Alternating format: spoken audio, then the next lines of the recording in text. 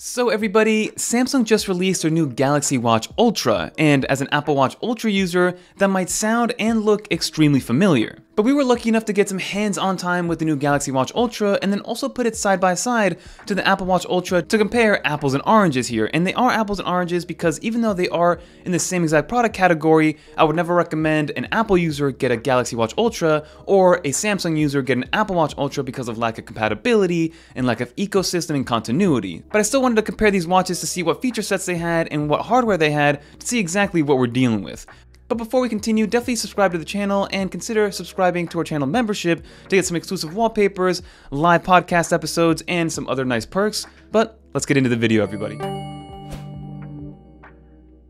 So to start this comparison, let's go with the actual look of each of the smartwatches. So if you look at it at first glance, obviously you can tell that the Apple Watch Ultra has a more squared off design, even though they do have the rounded off corners, versus the actual Galaxy Ultra is a much more circular watch, whereas the watch face is completely circular, and then the actual surrounding parts is a little bit more squared off to give it this kind of like rugged, robust square look, but still in a more circular pattern. And as you continue to look through these watches, there's a ton of similarities that I'm gonna say Samsung took as inspiration, but even down to this new optional orange watch strap, which looks pretty identical to what Apple also offers with their orange watch band. So you can see in this marketing material that they look pretty much identical. And I'm not 100% sure as to why they went that route in terms of maybe it's a, if you can't beat them, join them in terms of the actual aesthetic and look and things like that, but again, they're probably seeing what's happening on the Apple ecosystem side, and they're seeing what customers on the Apple side like, so why not bring it over to the Samsung ecosystem? And then even down to the build materials, both of these are made out of this titanium rugged chassis for extra durability to make sure that it's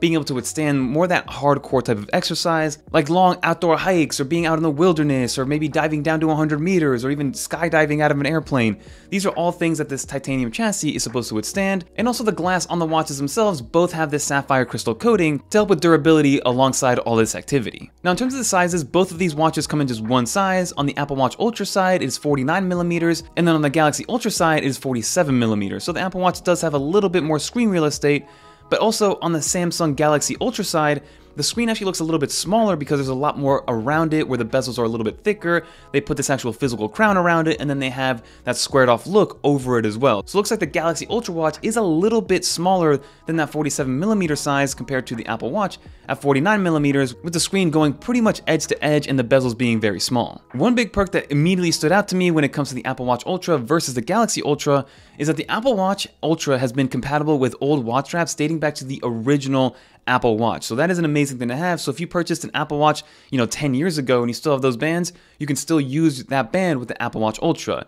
You cannot say that about the Galaxy Watch Ultra, where they do have a brand new watch strap mechanism in order to attach watch bands. Now again, the watch band mechanism is great, it works in its own right, and works with all the new compatible watch straps that come with the Galaxy Watch Ultra, but if you have an old Galaxy Watch, like a Galaxy Watch 6 or 7, you cannot use those watch straps with the new Ultra watch. And then some other specs to consider is that the Apple Watch Ultra is a little bit heavier, about a gram heavier at 61.3 grams versus 60.5 grams on the Galaxy Ultra watch, so there is a little bit of heft, but you don't really feel it. It's so minuscule that, again, you're not really feeling that weight difference. But one thing you do notice is the thickness. The Apple Watch Ultra is about 14.4mm in thickness, versus the Galaxy Ultra is actually about 2mm thinner at 12.2, which, like I said, you can actually tell the difference on your wrist itself. And again, in terms of durability, these are both meant for the outdoors. They're both meant to be put in very extreme conditions.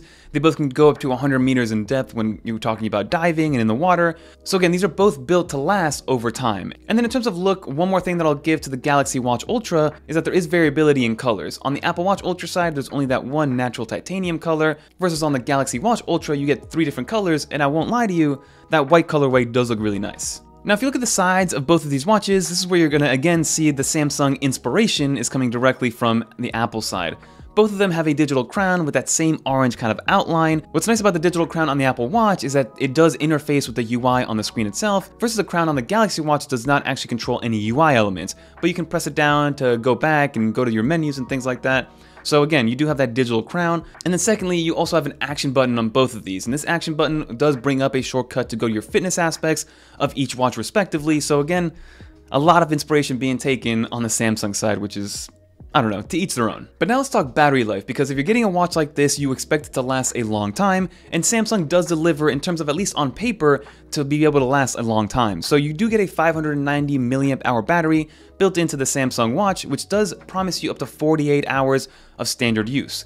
Now comparatively, the battery on the Apple Watch Ultra is a bit smaller, and they do promise 36 hours of standard use on the Apple Watch Ultra, but as somebody who's been using the Apple Watch Ultra since it came out, the original Apple Watch Ultra, I get over 36 hours on standard use, and that's with daily activity. That's with at least one workout per day, sometimes two, depending on what I'm doing, and I use it as a viewfinder for my camera. So at least anecdotally, I do get more than that 36 hours of promised battery life on the Apple Watch Ultra, but I bet you on the Galaxy Watch Ultra side, you'll probably get the same. I bet you can extend this a little bit past the 2 days, depending on how you actually use your Galaxy Watch Ultra.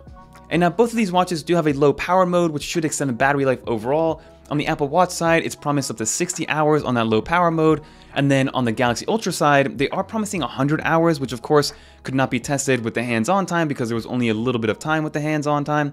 But overall, it is nice to see that these watches are now lasting a little bit longer, but still is not competing with the likes of Garmin at that, 7 to 10 to 14 days of battery life. But a little side note, if you are comparing it to those other watches are more specific to working out and fitness and tracking, versus these are actual smartwatches that just happen to be very good at the fitness aspect of things. Another questionable thing that the Galaxy Ultra did is that you actually need a new charging puck, and it's not cross-compatible with older Samsung watches.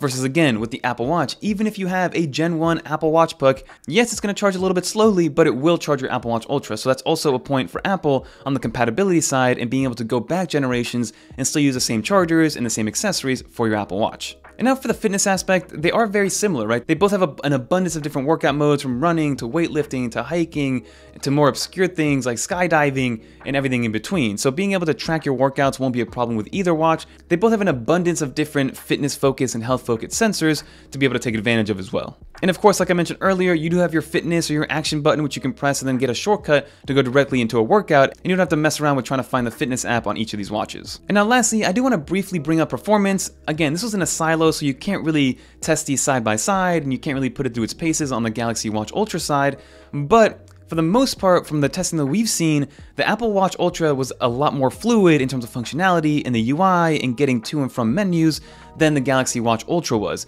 Now again, that could have been because the battery life on the Watch Ultra was already pretty low, and normally when battery life is low on any tech product, the usability takes a big downturn to kind of save battery life. But I will say that most of the UI actions and the feel and the responsiveness of everything definitely goes to the Apple Watch Ultra in terms of being able to be used. Not to say that the Galaxy Watch Ultra was unusable by any means, it's just the Apple Watch Ultra was still a bit snappier than the Galaxy Watch Ultra. But now let's talk about pricing, because this is where the Galaxy Ultra tends to win, because it is priced at $649. There's only one model, same with the Apple Watch Ultra. The one model brings 32 gigs of internal storage, and you do get cellular with that same $649 price point. And then on the Apple Watch Ultra side, you also get 32 gigs of storage, you also get cellular built in, but it is $799, so it's $150 more expensive than the Galaxy Watch Ultra. The nice thing about these is that neither of them have any subscriptions, they both work with their native fitness apps, you don't have to pay anything additional to have them, and of course you have your corresponding accessories that go along with it. So at the end of the day, which one is better? Again, it's hard to say because like I mentioned earlier, even though these products are in the same exact product category, you can't really compare them, because if you have an iPhone, I would never say go get a Samsung Galaxy Watch because it just wouldn't work. And same thing goes with an Apple Watch. Apple Watches only work with iPhones. If you do not have an iPhone, the Apple Watch will not work with any other device. It doesn't even work with iPads to begin with. So it is a tough comparison overall, but I did want to compare them side by side because we did get hands-on time. I've been an Apple Watch user for years. I've been an Apple Watch Ultra user for about 2 years now at this point, and I absolutely love the more rugged and titanium look and the ability to track my workouts and track them accordingly. So let me know in the comment down below what you think. Do you think Samsung took almost too much inspiration from the Apple Watch Ultra, from the name, the Samsung Galaxy Watch Ultra, to the look, the feel, the build materials, the fitness aspects of it all, the different watch bands that they have?